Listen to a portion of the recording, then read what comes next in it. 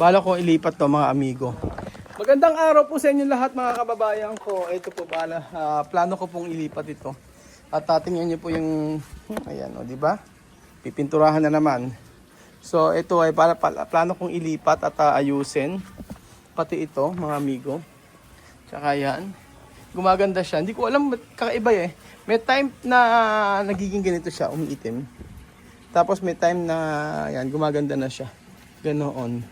So, ayan, plano ko ilipat yan kasi para anuhan ko na rin, papapinturahan ko. Magandang araw po sa inyo lahat mga amigo. Ngayong araw po, for today's video, ayan po, papakita ko po sa inyo ang ating hindi pa naaayos eh, ang ating ginagawa dito. So, wala akong update sa inyo, 2 days na. Pero gusto kong ipakita sa inyo ang mga natapos ngayong araw. Yes po mga amigo. Ano yung Axel? Axel, sa lapit na. Lapit na tapos yung bahay. Gusto mo doon ka matutulog? Tama si Tito? Ano sagot? Opo. Saka tabi ka sa akin matulog? Tsaka si Chuchen? Ano sagot? Opo. Opo, ayan.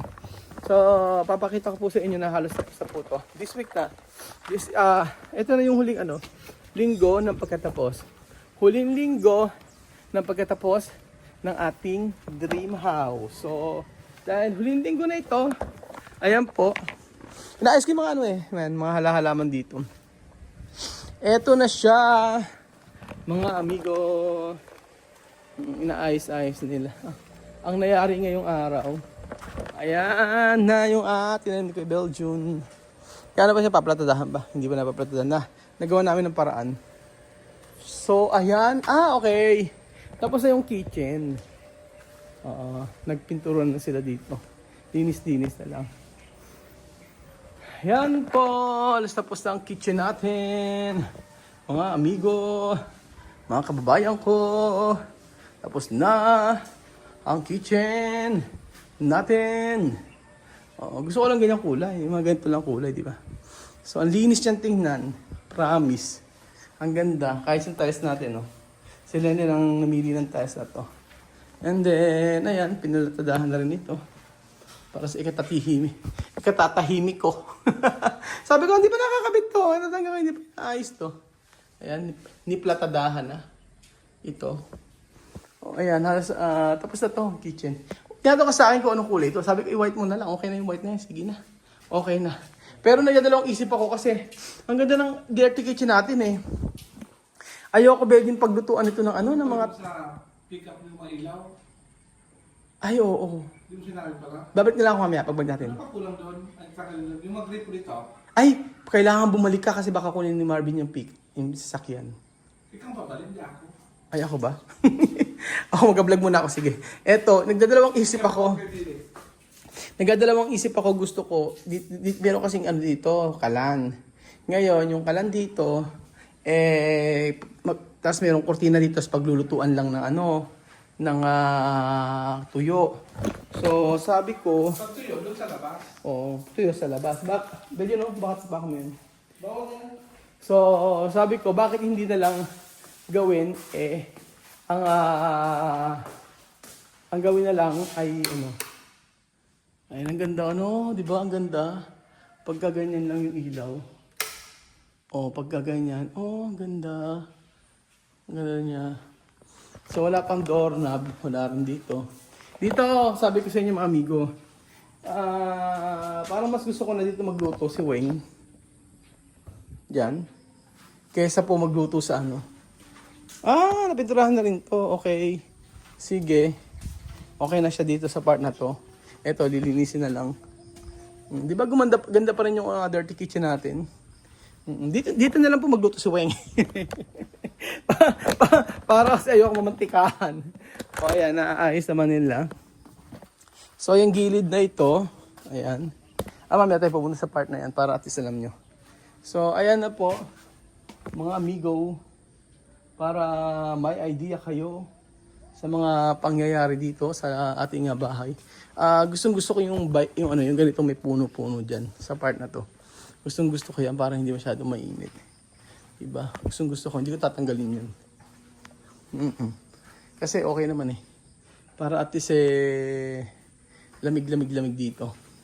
Opo, malamig. Yan, ito lang pala kulang. And then dito, sa bahay, retouch na lang kasi. Pero 100% tapos na. Oo. Emulsify. Emulsion, hindi nabili. O yan, emulsion pala. So, ayun. Eto, retouch na lang. And then, ano pa ba yung pinagawa ko today? Kung natapos nila. Wala na, malinis na yata. Ang yun, naglinis na sila. So, here. Ay, kumaandar ang aircon. Okay, sa room ni Kuya Veljun. Finish, kortina na lang. Ang kulang. Yan, natapos na nila. Yan. Marumi pa dito sa mga part na to. Lilinisin na lang. So, sa taas tapos naman na yan, complete na. May mga nire-retouch pa lang. At ito yung ating, ayan, pakita sa harapan, pintuan. May mga tape nakalagay, oh. Ayan, may mga tape yan. So, sabi ni Jay mo, 3 raw ang kulay. 3. Mali akong 3, 2 lang pala ang kulang. O yun, tapos na rito, mga amigo. Wala naman ang aayusin dito sa loob. Yung mga, ang ayusin pa yung mga retouch. Sa labas, okay, nag-gets ko na. So, sa loob to. Ayan, tapos na siya lahat eh. Alam ko na, nag-gets ko na kung saan to lahat. So, lahat ng nasa taas pala dito sa loob. Ito sa lahat nasa labas. Ngayon ko lang na-realize. Galing dito, Jemo, eh, no? Sa loob, ayan. Sa loob, sa labas. O, ganon. Galing ni Jemo. Ayan, ganito yun, mga amigo. Meron siyang nakalagay sa, sa pinaka-loob na kulay. So, tingnan natin sa kabila para makita niyo lalo. So, finish. And then, pinakitab ko. Nilagay ko ng emulsion. Itong ating, para sobrang alikabok niya. Pinatungan ng emulsion. Kumintab siya. Ngayon, napakaganda niya na. Oh. Hindi na siya aanuhan ng alikabok. So, meaning to say, kahit may alikabok siya dyan or malagyan ng alikabok, konting hipan lang, okay na. Or konting vacuum lang, okay na.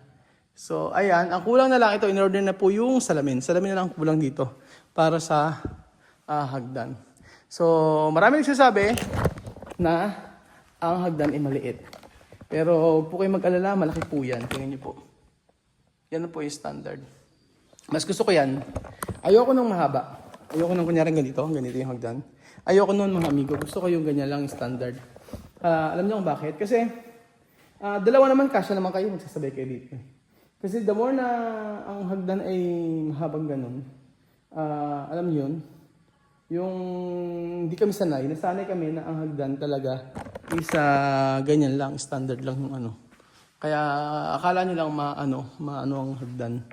Maliit, pero malaki po yan mga amigo. Ayan po.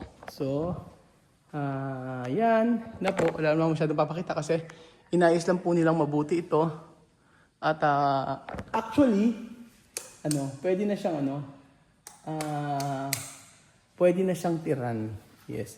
Pwede na siyang tiran kung hindi kayo maselan. Para naman na linisin natin. Okay, nilinis. Magaling talaga sila. Pag sabi ko linisin nila. Pag sabi ko linisin nyo to, okay, linisin nila. Ganoon. Yun, pagka hindi ka maselan, talaga, pwede na siya mag-stay dito. Pwede matulog. So, ayan. Ito, plano ko dito, papatiles ko naman to. Kaso hindi pa sa ngayon. Marami pang pagkakataon. Wag muna. Tapusin ang importante. Ganun po. Kasi yung kurtina nga wala pa eh. Tsaka yung mga ayan, ganyan lang siya. Pero ayan, may mga halaman dyan, tapos papipinturahan ko rin itong part na to, dire-diretso doon. Tapos hapon, maglalagay ako dyan, gusto ko ng upuan dito sa part na to. Ganyan po mga amigo. Tapos, eto na, ayan. Okay na, tapos na ang harapan, hindi naman. And then, eto yung sabi ko sa inyo, yung ngayong araw. Ayan. Pag natapos to, okay na. Isang pintura lang yan, isang paspasan lang yan, okay na rin. Tapos, ito yung pintuan natin. Tapos yung pintuan sa harapan. So may groove, meron siya nakalagay na ano. Hindi siya plain, may ganyan lang siya. Gold dapat yan, pero sabi ko, huwag nang ganun. Kung ano lang kulay na nandyan. Pero ayan, maganda naman siya para sa akin, makintab na makintab. At gusto ko yung kinalabasan ng ating pintuan. So ayan. Tapos meron niya ano. Ano kasi. Oo. Pupunasan. Meron kasi ano yan dito, bakal. May bakal dyan. Ganyan po mga amigo. So eto na yung natapos. Finish siya lahat. All and 99% finish sa bahay. Basta kasi yung mga kurtina, dali na yun eh. In-order lang yun. Yung cabinet din, in-order din yun. So ngayong araw, ito yung natapos nila. Naitagpos naman nila, mga amigo. Ayan. Oh. Pagka natapos tong part na to, malinis na talaga dito. Okay na. So, naitagpos na natin yung bahay natin, mga amigo. Kaya nga po, ito yung gilid din. Ayan, tapos na rin. Di ba? Ang ganda. Okay. Nakatapusan na siya lahat. Ayan na yun, mga amigo. Yan na, finish na siya. 100% finish na siya. 99.9%. Ayan na siya, oh. Ayun, natapos na siya, mga amigo. Hindi ko kasi maipakita sa inyo doon sa kabila. Pag nakita niyo doon sa may kabila yan, ang laki niyang tingnan. Dito kasi ganyan lang kasi ito yung gate, ano yung bakod eh. Kung itong bakod na ito naisug pa eh, yun lang ang lote natin eh. Actually malaki naman oh, pero ayan na siya, tapos na siya. So, happy ako sa kinatapusan. Happy ako sa nangyari sa lahat ng ito.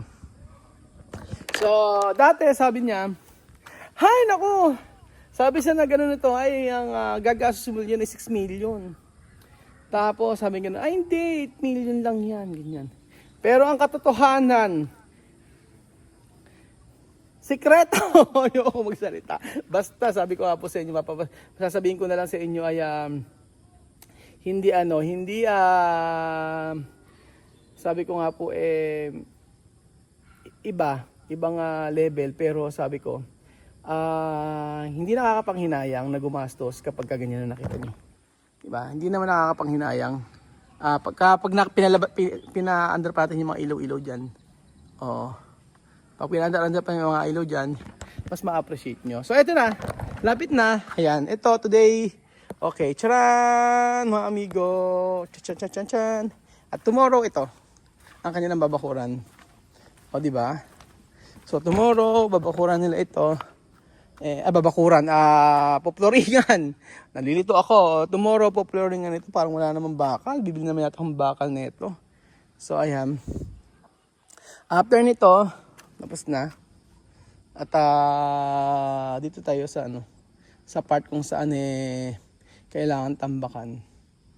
So sabi ko siguro kasi ang dami pa namin dami pang semento. 150, 100 pa.